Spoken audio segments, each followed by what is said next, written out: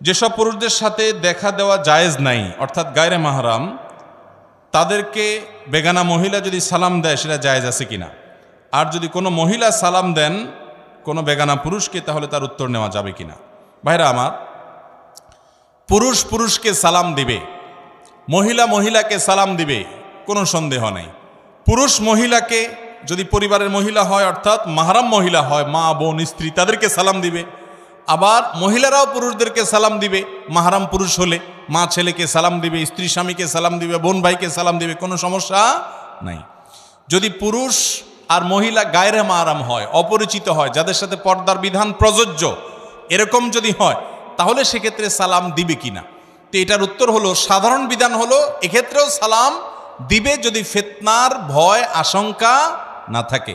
আল্লাহ রাব্বুল আলামিন নারীদের কণ্ঠে বিশেষ কোমলতা দিয়েছেন, এবং সেই কোমলতার কারণে অনেক পুরুষ, বিশেষ করে যাদের দিল যত বেশি রুগ্ন হয়, তাদের মনে তত বাজে কল্পনা, যাতে জল্পনা, বাজে চিন্তা আসে, এবং অনেক সময় ফিতনার দিকে চলে যায়, কথাবার্তা হয়, আলাপ সালাপ হয়, এরপরে হতে হতে আস্তে আস্তে দেখা যায় আরও অনেক হারামের দিকে মানুষ চলে যায়। এরকম আশঙ্কা যদি থাকে তাহলে নারী পুরুষ একে অন্যকে এভাবে সালাম দিবে না। যদি দেয় তাহলে মনে মনে জবাব দিবে, যদি জবাব জোরে দিলে ফিতনার ভয় থাকে। বাকি সাধারণ অবস্থাতে জবাব দিতে পারবে। আল্লাহ কোরআনে বলেছেন, ওয়াকুলনা কাওলাম মারুফা, মেয়েরা তারা কথা বলবে, স্বাভাবিক কথা বলতে পারবে, কোরআনের আয়াত থেকে বোঝা যায়।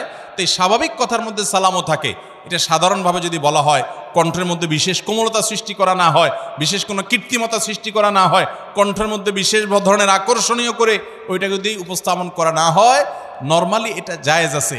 ফিতনার আশঙ্কা থাকলে এটা করাকে অনেক ইমামগণ, ওলামা ইকরাম মাকরুহ বলেছেন। কথা কি বুঝাতে পারছি? অতএব বেগানা পুরুষ বেগানা নারী একে অন্যকে সালাম যদি দেয়, ফিতনার আশঙ্কা নাই, জায়েজ আছে। কিন্তু ফিতনার আশঙ্কা আছে এরকম হলে, অর্থাৎ আপনার মনে বাজে চিন্তা আসতে পারে, একটা ইয়াং মেয়ে, ইয়াং ছেলে, নির্জন জায়গা বা পরবর্তী তাদের সাথে পরিচয় হতে পারে, কথা সামনে বাড়তে পারে, এবং এই সাউন্ডের কারণে, ভয়েসের কারণে নিজের মধ্যে মনে বাজে জল্পনা কল্পনা আসার আশঙ্কা আছে, তাহলে সালাম না দেওয়াই উত্তম। যদি দেয়া হয়, আপনাকে একটা মেয়ে সালাম দিছে, আপনি জবাব দেয়াটাকে বিপদের কারণ মনে করছেন, আপনি মনে মনে জবাব দিবেন। অনেকে এই সমস্ত কথা শুনলে মনে করে, এত হিসাব নিকাশ করে দুনিয়াতে চলা যায় নাকি? ভাই, জান্নাত প্রত্যাশী মানুষকে এর চাইতে বেশি হিসাব করা লাগে।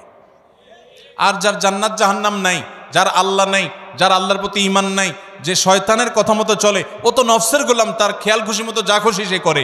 আমাদের প্রতিটা পদক্ষেপে চিন্তা করতে, আর এটা একজন নারীর প্রতি সম্মান প্রদর্শন, যে একজন নারী, তার ব্যক্তিত্ব, তার সম্ভ্রম, তার ইজ্জত যাতে কোনো পুরুষ মনে মনে বাজেভাবে তাকে নিয়ে খারাপ চিন্তা করে জেনা করতে না পারে, নিকৃষ্ট চিন্তা তাকে নিয়ে যেন করতে না পারে, ইসলাম তার জন্য সব ব্যবস্থা রেখেছে। এই পর্দার বিধান হলো আমার বোনদের জন্য, মায়েদের জন্য সম্ভ্রম এবং ইজ্জত রক্ষা করবার জন্য, তাদেরকে সম্মান দেওয়ার জন্য। আর পর্দাহীনতা এটা বেশিরভাগ ক্ষেত্রে নারীকে অসম্মানের দিকে নিয়ে যায়। একজন খোলামেলা পোশাকে চলা নারীকে নিয়ে অজস্র মানুষ রাস্তাঘাটে তার দিকে তাকিয়ে তাকিয়ে, অনলাইনে অফলাইনে তাকে দেখে দেখে মনে মনে তার সাথে জেনা করে। এটা অস্বীকার করার কোনো সুযোগ আছে? অস্বীকার যদি করেন তাহলে বুঝতে হবে হয় মিথ্যাবাদী, আর না হলে রোগ আছে, ডাক্তার দেখাইতে হবে।